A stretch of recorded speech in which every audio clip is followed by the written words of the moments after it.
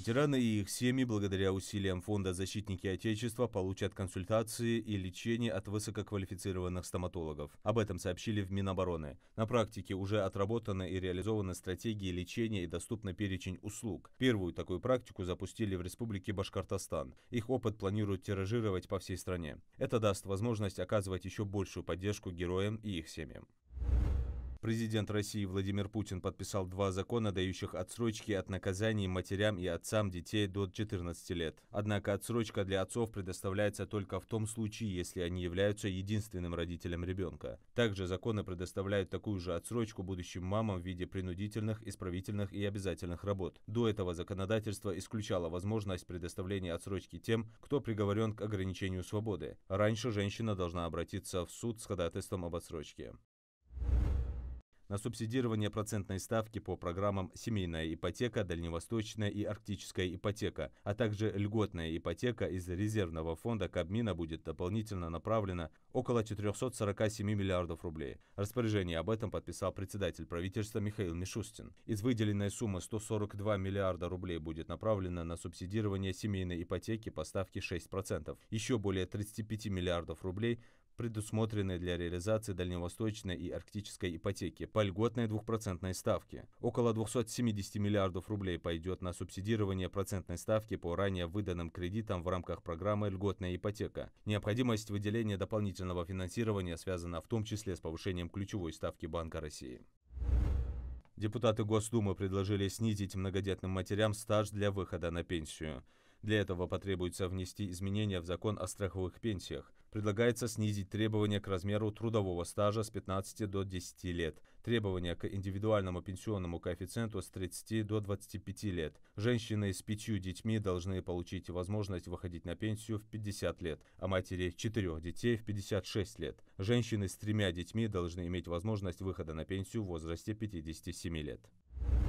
Минюст разработал законопроект, согласно которому алименты будут уплачивать совершеннолетним детям до 23 лет, если они после школы продолжают учебу в очном формате в образовательных организациях. Также законопроект предполагает, что окончившие школу совершеннолетние дети будут получать алименты до 1 сентября того года, когда они завершили обучение в школе, если не достигли 19 лет. В законопроекте отдельно не упоминаются работающие студенты.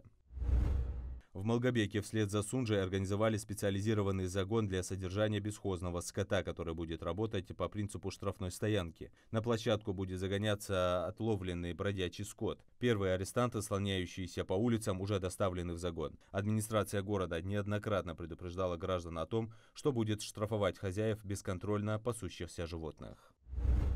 В Джерахском районе на Цейламском перевале активно ведутся работы по строительству туристических объектов. В рамках нацпроекта «Туризм и индустрия гостеприимства» инвестор начал реализацию проекта по установке 7 глэмпингов, а в ближайшее время установят флагшток высотой 36 метров, на котором будет развиваться флаг площадью 36 квадратных метров. Кроме того, планируется создание новой зоны питания с мангальной площадкой и верандой, откуда открывается живописный вид. В рамках поручения главы началась и реализация проекта по созданию чайного домика, который станет уникальной достопримечательностью региона. Также строится придорожная молельня, которая предоставит пространство для духовного уединения путешественников.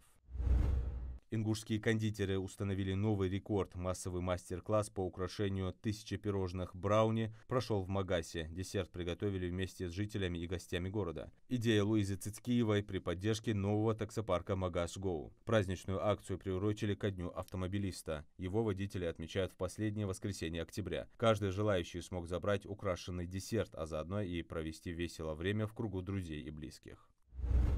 Команда из сельского поселения Экажево «Кацторг» примет участие в чемпионате России по мини-футболу 8×8 в Сочи. На соревнованиях сыграют 112 сильнейших команд из 85 регионов. Турнир пройдет в Сочи с 1 по 6 ноября в спорткомплексе «Территория спорта». Победитель регионального этапа «Кацторг» уже сформировал заявку, в которую включены 15 игроков и 2 представителя. Всего в чемпионате заявлены более 2500 спортсменов. В отборочных соревнованиях в своих регионах сыграли 1200 команд. Чемпионат начнется с группового этапа, после которого определятся участники плей-офф.